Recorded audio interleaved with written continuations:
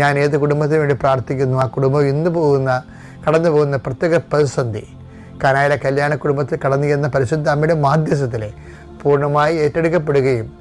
അവിടെ കഴിവിനേക്കാളുപരി ദൈവത്തിൻ്റെ കൃപയാൽ ഈ പ്രാർത്ഥനയുടെ ശക്തിയാൽ നിങ്ങൾക്കിന്ന് മുഴുവനും നിങ്ങൾ എത്തേണ്ടിടത്ത് എത്തുകയും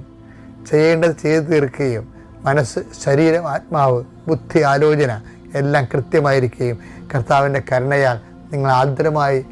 അനുഗ്രഹിക്കപ്പെടുകയും ചെയ്യട്ടെ. എൻ്റെ കർത്താവിൻ്റെ ഉന്നതമായ നാമത്തെ രോഗപീഠകളെ വലയുന്നവർ, മാനസിക പീഡകളെ വലയുന്നവർ, ഉറക്കമില്ലാത്തവർ, ഇന്നലെ രാത്രി പല കാര്യങ്ങൾ കൊണ്ട് ഉറങ്ങാൻ കഴിയാതിരുന്നവർ, ആ വിഷയങ്ങളെല്ലാം എപ്പോഴാണ് കൊടുങ്കാറ്റടിക്കുന്നത് അപ്പോൾ മഞ്ഞ് മേഘങ്ങൾ തുരത്തപ്പെടുന്ന പോലെ നിങ്ങളുടെ ഹൃദയത്തിൽ നിന്ന്